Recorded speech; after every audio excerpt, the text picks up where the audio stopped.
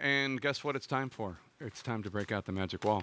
John King, you brought your portable magic wall here to Milwaukee. Not bad, huh? It's beautiful. And walk us through where the race stands right now. I think the most striking thing, Jake, is on this first night of the Republican convention, and let me turn this way so you can get a closer look, is just take a look between the then and now. This is the then. This is the 2020 presidential election. This is Joe Biden's overwhelming and convincing win in the Electoral College. Yes, the former president was in the room here tonight. Others in the room here tonight still say this was a rigged or unfair election. That's not true.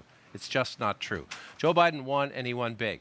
That was that, 306 to 232. But this is our current CNN projection of where we are now.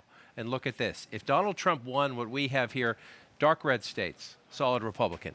Light red states, leaning Republican. If he won just those right there, he would already have the path to 270. He would have 272 electoral votes. Look what is different. We have Wisconsin as a toss-up. We have Pennsylvania as a toss-up, two critical states for Joe Biden. Michigan right now, another critical state for Biden, leaning Republican. Georgia, a state Biden flipped, leaning Republican. Arizona, a toss-up state. That was a state Biden flipped. Nevada, a state he won, leaning Republican. This is the dire strait for Joe Biden right now on the first night of the Republican convention.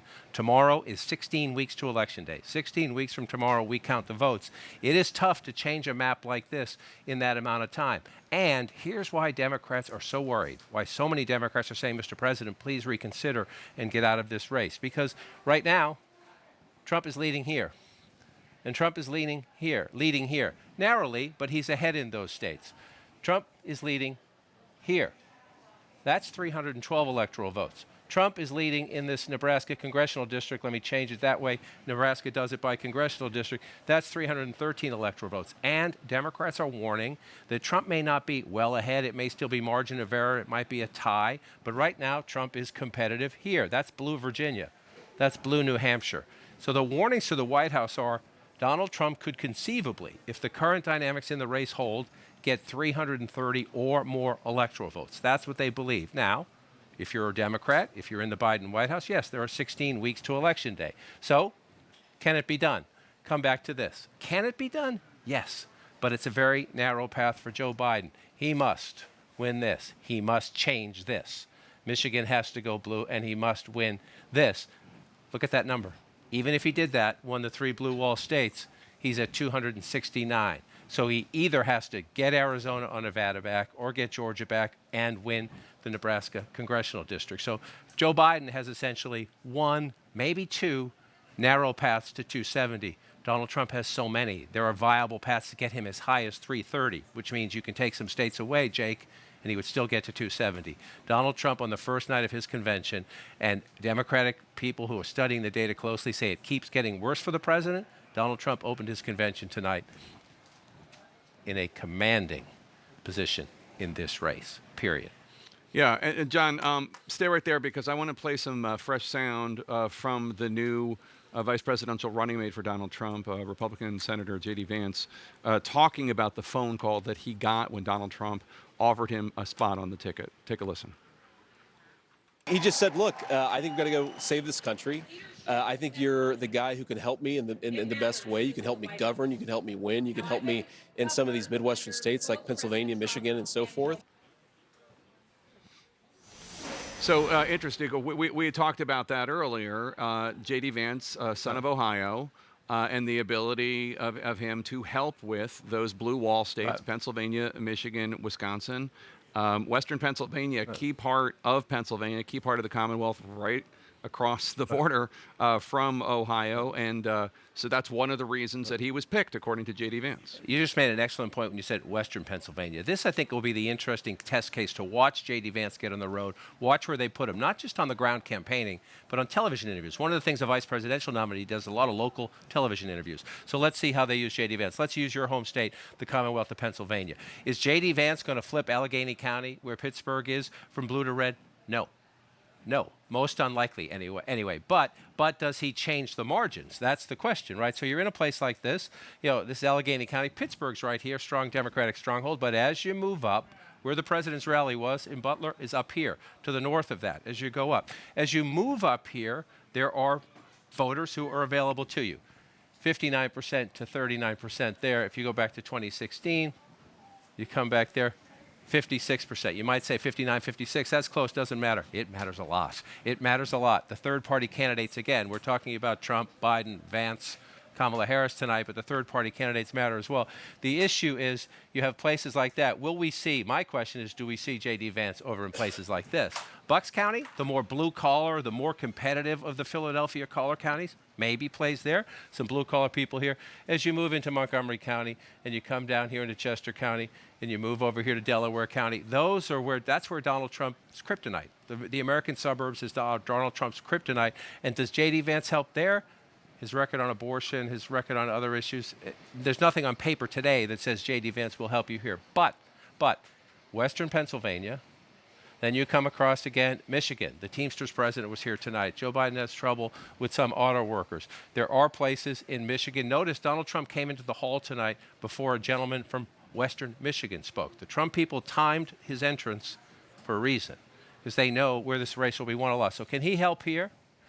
Can he help here? Well, remember, he's from here in Ohio, a reliably red state here. And if you remember back on the night of 2016, Jake, the first clue that Donald Trump was going to have a good night was when the votes started coming in northern Kentucky, right along the Ohio border.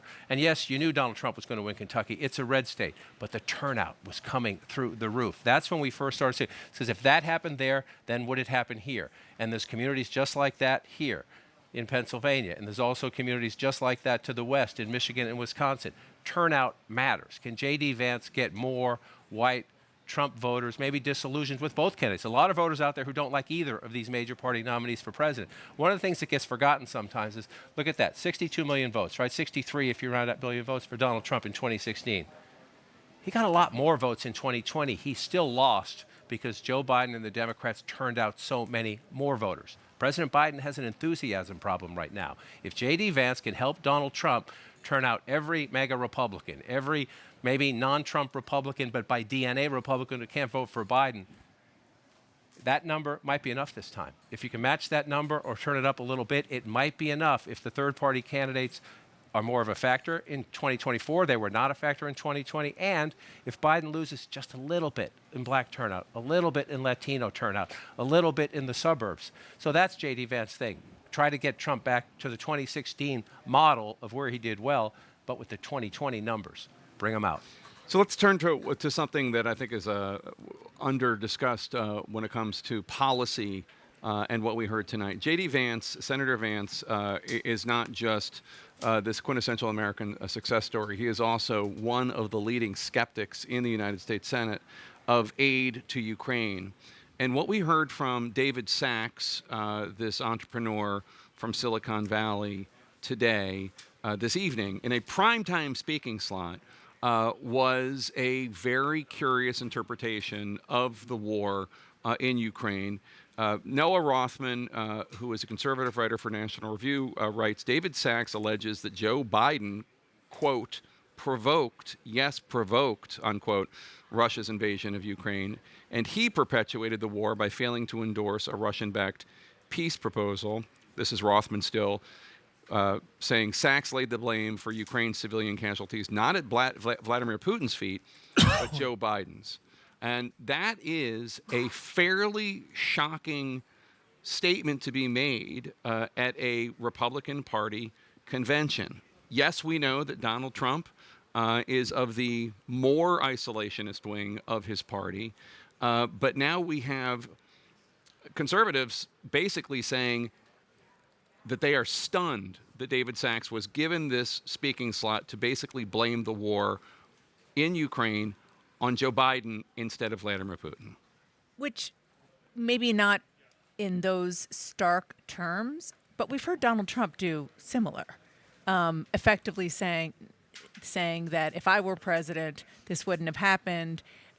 Maybe not about those terms and about the potential deal, I understand. But it is definitely another example, a very big, a very consequential example, Jake, of the way that this Republican Party is so different from the one that we covered early on. And I've heard from other national security-minded Republicans that they are concerned for the reason you just said about J.D. Vance on the ticket.